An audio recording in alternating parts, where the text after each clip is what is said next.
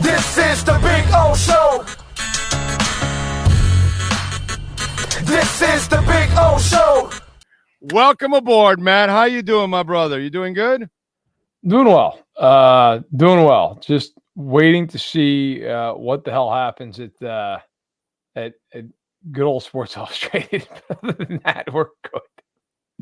At where? Getting where again? What was that again?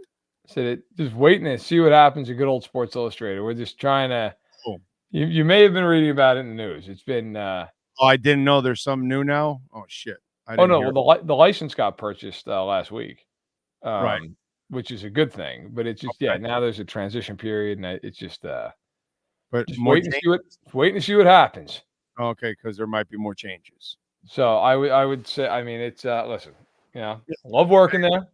Love Sports Illustrated, but it's been interesting the last 9 days. I don't think I'm speaking out of turn by saying that. I think anybody who's been following along knows, they grasp that. But other than that, good. Watching the rule changes in the NFL, and being surprised that they did some of them. But I'm happy about the hip drop tackle.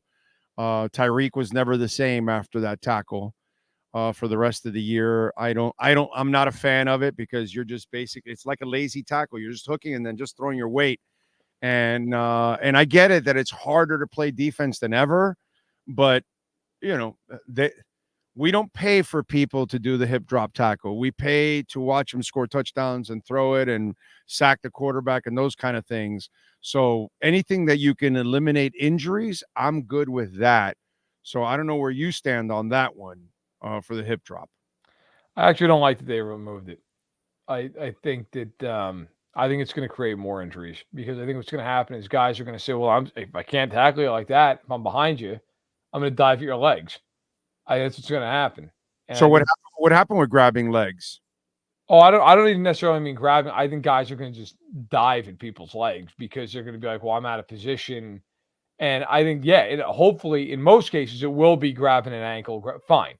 But I think you're going to have some guys who just go, well, screw, I'm going to dive your back, your legs. And I think you're just going to have guys getting rolled up. I think it just makes it harder to legislate the game. The NFLPA came out and said they didn't want it removed. And the NFL never listens to the NFLPA, so they do what they want to do anyway. And I don't want to hear any of this nonsense with the NFL about player safety because you're playing 2 freaking Christmas games on a Wednesday. Right. So spare me the whole we care about the play. No, you don't. I in theory, I don't mind that they got rid of it. I just think it's going to be replaced by things that create injuries as well. So I think at some juncture you have to accept the fact that it's just a game where injuries happen. And I think the hip drop tackle being eliminated, fine. But now I just think it's going to be replaced by other ways to injure a guy from behind or from the side. Yeah, I just don't. My problem with the hip drop tackle is there's a good chance injury happens when that tackle happens. And that's the problem I have with that tackle, that it just puts the offensive player in a terrible, because you're carrying the guy's weight now all of a sudden, and you're taught to try to fight through a tackle. So then that's just, right there, something's got to give. And so that to me, that's why I don't have a problem, because I'd rather try to save people from injury overall. The return, I love it. Actually, I actually enjoyed that part of the XFL. We were getting no returns. Now there will be some strategy. Yep. Now you can actually scheme it up. And if you are able to free somebody off that initial line, man, you're home free, dude, because the kicker ain't going to stop you, bro. Sorry. The kicker, just 9 out of 10 times, that kicker is going to take a wrong angle, and he's going to just be, he's just going to see your ass in your numbers. That's what he's going to see when it's all said and done. Your thoughts on the kickoff rule? Yeah, I don't mind it. I mean, I know it's radically different than what we've seen, but that's not always the worst thing. Like sometimes you've got to, evolve with the times. And, I think that it at least creates some kind of strategy, like you said, instead of just bombing out of the end zone, the play doesn't even matter. Now it actually matters. Like now it's like, okay, you can still bomb it out of the end zone, but now you're giving up 5 more yards. Now that team's starting at the 30-yard line, not 25. And if you kick it to their team's 5-yard line, or in that 0, being between the goal line and the 20, let's just say the 5, you can't fair catch it. You got to return the ball. So I do think that makes it interesting. You don't have guys coming downhill 1,000 miles an hour, which I think will make it easier to block those guys, and you might spring some bigger returns. It is very interesting. I'll be curious to see, like, in third and fourth quarters of games, do teams still just say, look, we're going to kick it through the end zone because we're not going to risk some guy running it back and we'll give up the extra 5 yards?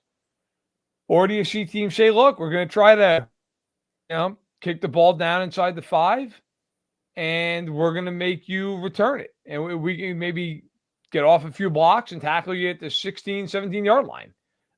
It's interesting. It's interesting. If nothing else, I'm more than willing to see it, for the year. And if it doesn't work out, fine. But it's worth a shot. I don't mind that the NFL did it. Yeah, I'm all in for that one. I like it. Top 3 picks. What are they going to be? What's the order? Well, it's going to be Williams first, and then after that, it's going to be, in my opinion, it'll be May and Daniels in some order. Look, I think it should be in that order. I think it should be May and then Daniels, but I think it's probably going to be reversed. Everything you hear is that Daniels is going to go 2. Now, it's also lying season, and, there's a lot of smoke out there and a lot of BS, and we all know that that's true. But I would say Daniels 2, May 3, McCarthy 4. I think the first 4 picks are all going to be quarterbacks. Yeah. No. And Daniel or May for you? May. Okay. May. And right. I'm not like really. It's funny because a lot of people are Jaden Daniels. No, it's one of those things. I get the argument. I have a hard time when for 2 years everybody's watched all these guys and been like, Williams is 1, May is 2, and nobody's quibbled with that. And then all of a sudden it's like, well, actually Daniels. And you're like, well, why? Based on what? Like, we just watched all this. I know he won the Heisman. I also know he had 2 incredible receivers. And if you look at his numbers when he goes outside the pocket, it's a problem. It's a big problem. Like, I'm not saying he's not going to succeed at the next level, but I do think there's more questions about him than May. I think you watch that kid throw the ball, he can just throw the football, man. I just don't see a lot of downside with Drake May. I think Drake May is going to be a better pro than he was a college player. I tend to agree with you. I think he will be. I think he's going to be really, really good. Obviously, as long as he gets a good coach, which is the most important thing, right. That you get somebody that really knows quarterbacks and you're in an offense that protects him and all that. I think Drake May can be a hell of a player, dude. I've watched him here in the ACC. That kid's got everything you need, really. And it reminds me a lot of Matt Ryan and Boston College, right? Because like when he came out his last year, he had a bunch of interceptions. And I would tell people, well, bro, do you watch that team? Drake Callender. And I still remember the name. Drake, this is 20 years ago. That was his best player, some guy named Callender. It wasn't Drake. I think that's our goaltender. But the guy's name is Callender. That was like his best player. And it was like one of those things like he had nobody. He was forcing the ball. This guy will be a solid quarterback overall. And he ended up becoming a solid quarterback. And I think May is a guy that he's had some good talent at North Carolina at times, but there's other times where, he's had to kind of carry at times. So it doesn't always put you in the best positions. And that's why I think he doesn't get the love at times. But if you watch him, dude, he has all the tools that if the right people get him, I think he can be a hell of a quarterback in the NFL, man. I really do. I do too. I do too. I think he's going to be a very good quarterback. And I don't think there's going to be a huge learning curve here either. I agree with you. I think he's going to be very good. I would take him too. If I was Washington, I would take him too. All right. So we talked last week about the Odell situation. And one of the things that I reported was obviously there was no deal imminent. But one of the things that I've tried to explain to people over the last year and a half these guys don't really go out and give you a ton of money. And that's why I said for the Dalvin Cook stuff, they weren't going to give him a big contract. If he comes on their terms, Right. because they don't value that position here. Or Jonathan Taylor, when they're trading for him. No, they're not, dude. Unless they want to take a bunch of salary from Miami, then maybe they'll make a trade and they'll give up something and all that. But they were never willing to trade picks and big salary and all that kind of stuff. And so I've explained that the whole Odell thing is it's a low contract. It's somewhere between the 4 or 5 range with a bunch of incentives because they look at him as a complementary piece. Some fans look at him like, oh, he's going to be one of your top guys. No. That's not the way Miami's looking at it. And I don't know who else, the Steelers, who else is out there, Right. but nobody else is looking at him like a 1 or a 2 anymore because you can't look at him like that anymore. But under those conditions, I actually say, yeah, you should sign Odell if it's a reasonable contract and he's there to be a complimentary guy and he understands that, then I think it's worth it. You know what I mean? Big salary, all that kind of stuff, then I would tell you, no, hell no. I don't want anything to do with the guy whatsoever. So under those kind of conditions, where do you stand? Where do you think the Dolphins, should they continue to try to pursue that, or you think it's a bad idea? I would just draft a guy in like the mid rounds. This draft's a loaded at receiver. They don't pick till the 5th. They have 1, 2, and that's going to go O-line, D-line probably. Right. Maybe corner if wild card or something like that. I don't think it'll be receiver. And so you got to wait till the 5th round, doggy. Look, man. I mean, trade next year's 4th or something and get in. I just, or maybe trade back in the 2nd round and that way you still have a 2nd rounder, but you get like a 3rd or a 4th or something. Like get yourself into the middle rounds and I draft a receiver.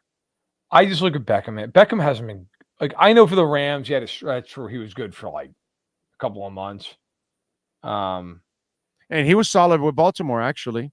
If you look at it, he actually would have had better stats if Lamar was accurate. Lamar missed him. Look, man, he's shot at this point. I don't know. Like I can't go there. Remember, it's Tyreek, Waddle, Jonnu, and then it's really like he's really a 4th option. I get it. In 2020, he had 319 yards. In 2021, he had 537. That was the year with the Rams. We're in 8 games with the Rams. He had 305 yards. Okay, it wasn't like he lit the world on fire. 2022, he missed the whole year with torn ACL. Last year, played in 14 games. He had 35 catches, 565 yards. Like, and he was the number 2 on that team. Like, now he's going to be number 3, so he's going to be even less productive, in my opinion. Like, he's going to be even less productive. So, like, I just look at him and it's like, why? Why bring him in? Like, I mean, I'd rather go sign DJ Chark or like Josh Reynolds or something. I love DJ Chark. What a great route runner he is, dude. I love DJ Chark. Like look, it's nothing against Odell personally. I have nothing against the guy. It's not like because I think he's a problem. I don't think that. I just think at this point he hasn't been that actually the last couple of years. No, it hasn't been. That's why I'm saying I don't think it's that. Like it's just he's going to be 32 years old in November, and I'm just kind of the point with him where I think it's over. I just think it's like it is what it is. I think it's more that the injuries have just caught up with him, and he's just not the player he was 4 or 5 years ago. No, listen, you want to sit there and say, "Hey, sign him for 1 year and $3 million and a bunch of incentives." Okay, fine. But I mean, I would try if I'm Miami to find a way to get another top 125 pick, and I would just draft a receiver because just class. I've talked to a lot of people in the NFL. I'll tell you, there's going to be 10 of them gone in the first 50 picks. Yeah, it's deep. It's deep. That's how I'd go if they can. And by the way, now because I talked about this yesterday with the new kickoff rule. And because the contact isn't from, a guy coming 40 yards downfield, right. You might use Tyreek at times. You might use Waddle at times. You might use a Chan at times because these are guys with wiggle. Or you do what you said right now. You go find that 3rd receiver in the draft that's kind of a returner also. Yep. And so then he's your fourth option / returner at the same time. So that could be also an option. But then again, that because of that rule change, draft boards might be adjusting all over the league right now because they're saying, well, wait a minute now. Now we could go get a returner and we could get a guy that has a little shake and bake. All he has to do is make one or two guys miss and he's gone. I mean, does Xavier Worthy have more value now? He ran a 4.2140. Like, think he's got a little more value? Yes. Put him down on the goal line for a kickoff return. All right, man, go nuts. I mean, yeah, I think you're right. I think that certainly will factor in when these teams are making their picks. Yeah, I definitely think that would end up being a factor. All right, what do you got going on in Sports Illustrated so folks can check you out, my man? Well, right now, all of our content is going up on Athlon Sports because of the continued situation over at Sports Illustrated. So if you'd like to check out my work for the time being, you can check it out at Athlon Sports. I think I have something going up this week. And then after that, we'll see. I would say the best course of action right now is to follow my Twitter handle. Right. And then go from there. Because I'd love to tell you what's going to be going up. It's a crazy business, bro. But I don't know the answer to that question. Crazy business. I mean, I've had my last 10, 12 years in this business has been just freaking wacky, bro. Freaking wacky. After like a lot of stability in radio, there isn't any. Yeah. But I had a lot of stability like the first 20 years, 22 years or something. Yep. But the last 10 or 12 have been just a disaster, bro. A disaster. It's an interesting situation that if people want to read about it, I'm sure they can find a way to read about it. But as we stand, yeah, I would follow my Twitter handle and then we'll just see what gets published and where it's published and when. And then we'll go from there. Yep. Yep. All right. You got it. And follow him on Twitter at Matt Verderame so you can keep up with everything there. Matt, we will catch up next week, my friend. I appreciate you as always. You got it. Take care. Thank you, sir. There you go, Matt Verderame. Yes, sir.